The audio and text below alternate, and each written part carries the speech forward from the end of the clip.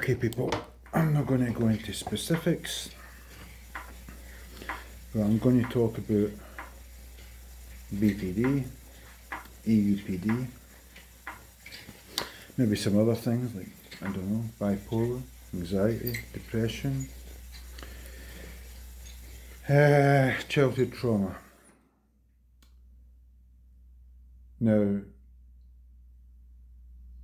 I've been through the course, the works, of being misdiagnosed with this and that, and it ain't fun, and it ain't pretty, especially when you get mismedicated, right? But if you got a bit of depression and you're sad and all the rest of it, taking pills is not going to help you. You need to talk. The bottom line is you need to talk. Now that in itself can be quite hard, right? Now, me being the expert and me being the person who's been asked, I'm still considering it. I don't think I'm going to take it just because of the workload and where the world's at and the other things that I'm doing. But I was asked to consider a position and a year and a half to 2 years training at college to become a peer-to-peer worker within the mental health team. And I've refused it. I helped run a peer-to-peer recovery group for a couple of years, and that was rough going. But it's not because of the hard work or anything like that, it's just not coming at the right time for me. But for somebody that's done everything and been pushed to the absolute max by human beings, I think I've done all right. I just finished 2 years of SCM therapy, structured clinical management. Anybody that says there's remission to BPD, they've not fucking got BPD. There's remission to a certain extent where you can control it, but it's all environmental. And usually when you're living on your own, or got fucking very few people in your life. So the challenge is people. Now, we have very high moral standings, regardless of how explosive we can be or how we can split or get down, or our emotions can be all over the place 100 times a day and stuff.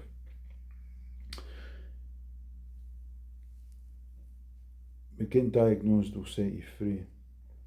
And it'll set you on the path, as hard as it is still. You'll get a diagnosis and it'll still be hard for you. It will still be hard. It took me about 18 years for my diagnosis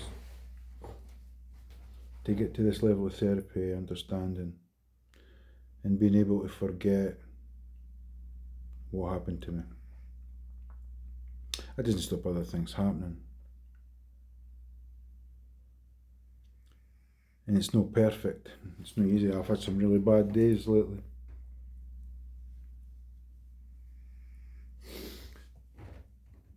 But there's nothing worse than knowing you've got issues like BPD or avoidance and all these other things. And to know that can't kidda. When it comes to self-harm, mental health, drugs, SA, all these things. You can't kid somebody that's been through it all. So I know how hard it is to open up, and I know how hard it is to go deep and look in and face them. That is the hardest part of knowing you're not right and knowing you do treat people right. But if two people were together that had BPD and one of them wasn't getting treated and one of them was undiagnosed,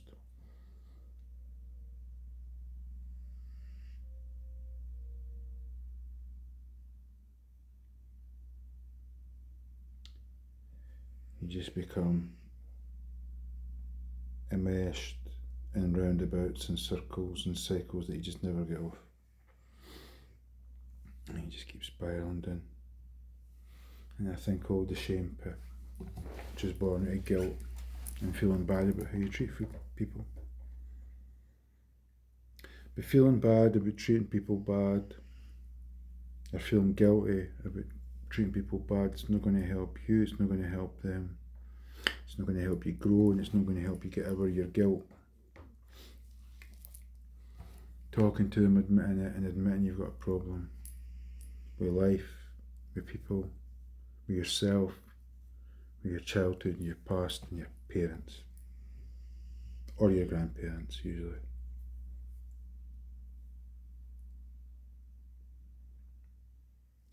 Sometimes it's not the parents, sometimes it's not the grandparents, sometimes it is the grandparents, sometimes it's not the parents.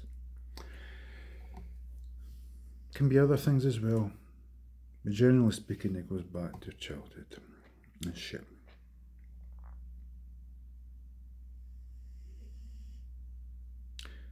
I have never felt so lost and helpless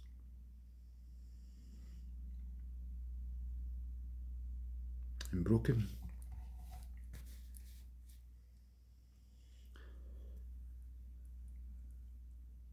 That I can't help 2 people, 3 people in fact, that are the most important people to me in my life. And they have been for the last 13 years.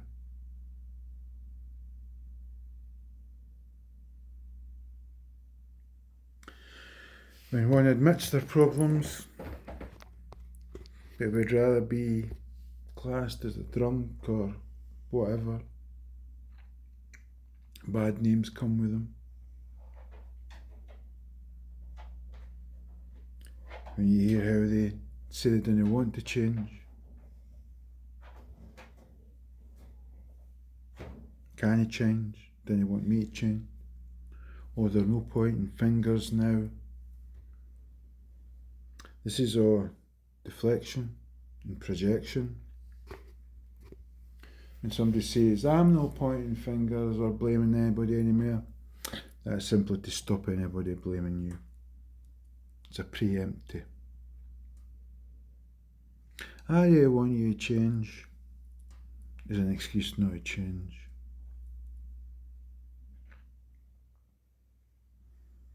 I really want a diagnosis.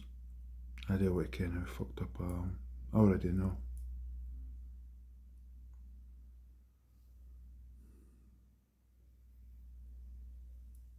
Been there and done it all.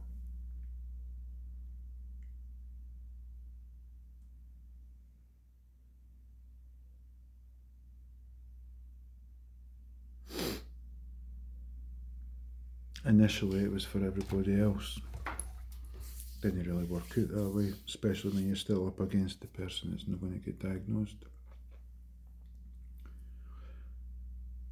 Or read a book, or learn, or try to scream and shout and whenever, you know. Splitting? Who splits?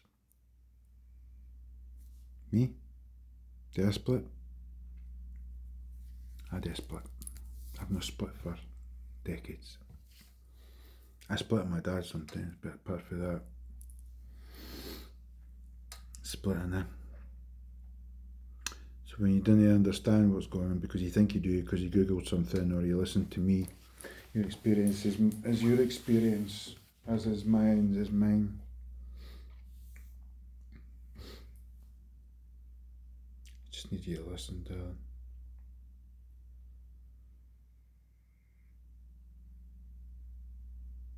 See, I have changed. I'm more back to the person you fell in love with, and you hate that because it shows that you've not. We've got to this place and it's not where we started. It's not even where we were when the kid was born. Circumstance, life, not listening to me. Lead, take me home.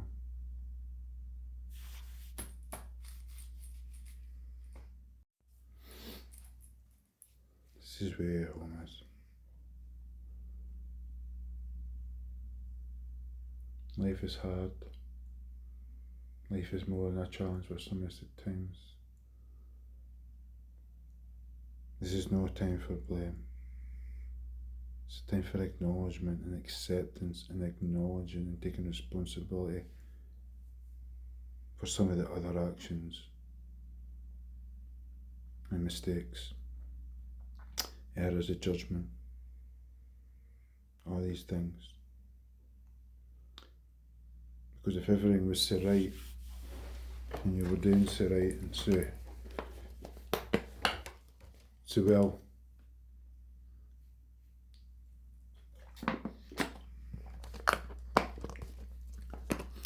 it's alright to admit defeat. It's alright to admit we're in the wrong place, even if that means country. I would take it back, but to what risk of the detriment to myself?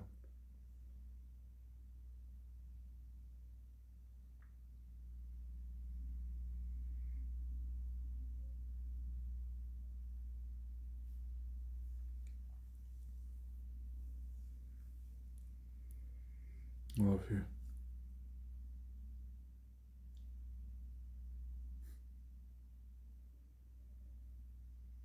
Never going to change. So you might as well block me everywhere. If this is how you feel about me. If this is how angry I make you feel. If talking to people about schools and things like that is something you can't handle.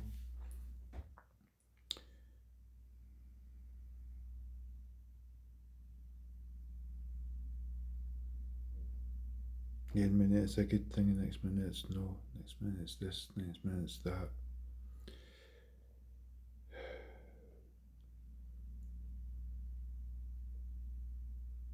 You know, if you got the label, we could move forward. Even if it was avoidant, even if it was this, even if it was that, but you didn't want to, because you didn't want to change. Yeah, you changing and at least trying to look within would change so fucking much. And I ain't talking about me and you.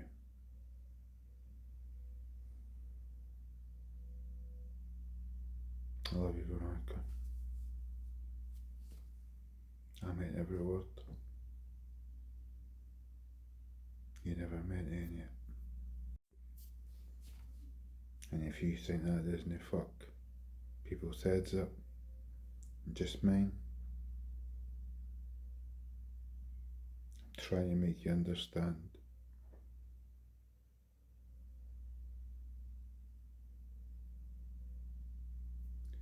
None of it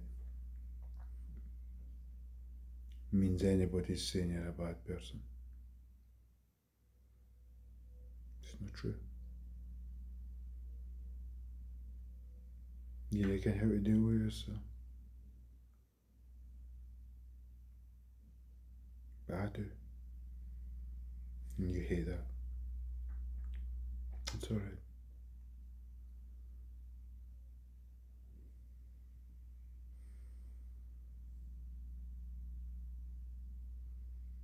I hope you find somebody that you can actually really love.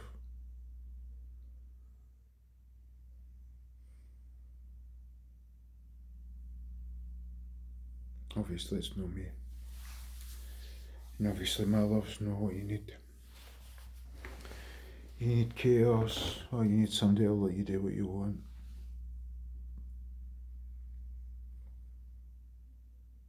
I can't do any of the two things anymore.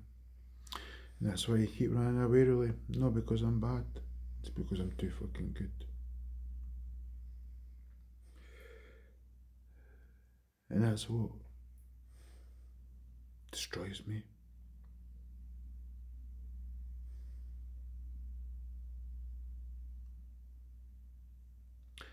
I'm not going to email you again, I'm not going to text you again. Because I might as well just take a knife, plunge it into my own heart.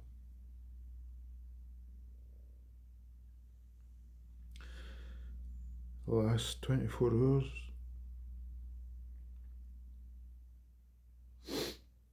has absolutely destroyed me. And I've said I've been destroyed many times.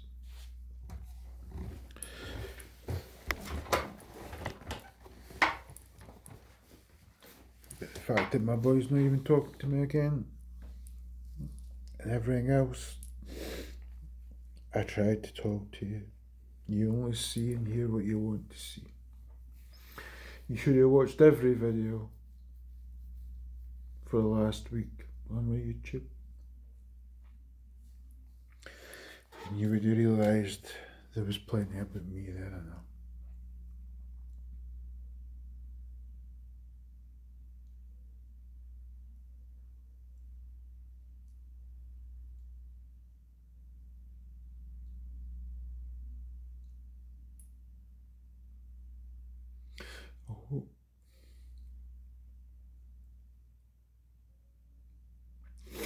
I hope you can find somebody that'll give you a better 12 years than I've give you.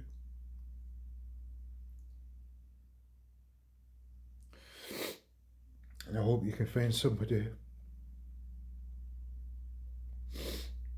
that you can give a better 12 years than you gave me.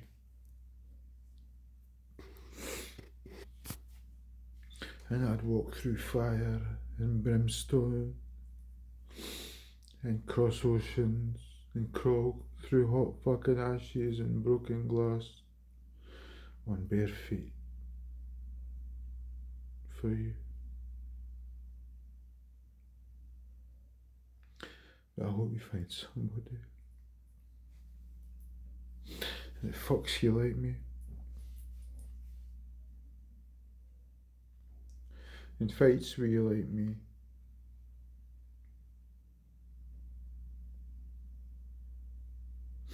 and doesn't stand up to you like me. I hope you find somebody that just lets you do what you want.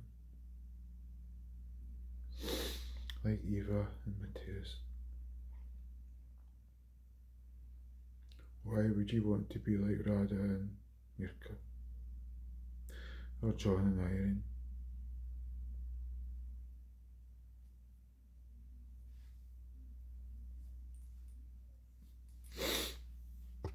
I love you. No yet, no 3 years. You do me a favour. Hopefully I'll be an old man at the time. You get my phone when I die and you look through it with Coben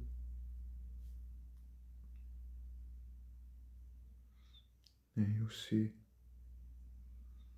what I saw, what I felt, how it hurt. Everything and everybody and every other.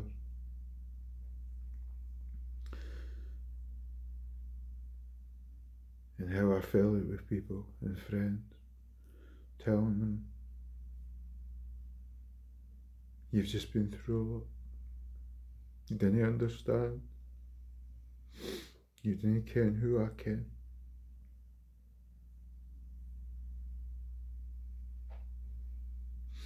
And in that phone, he'll say how much I loved you. And how I never tried to hurt you. And I never said a bad word about you to anybody. Apart from Graham's wife.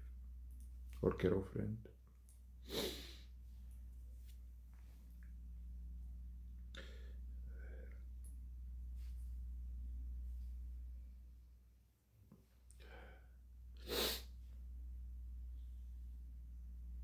Last 24 hours have broke me.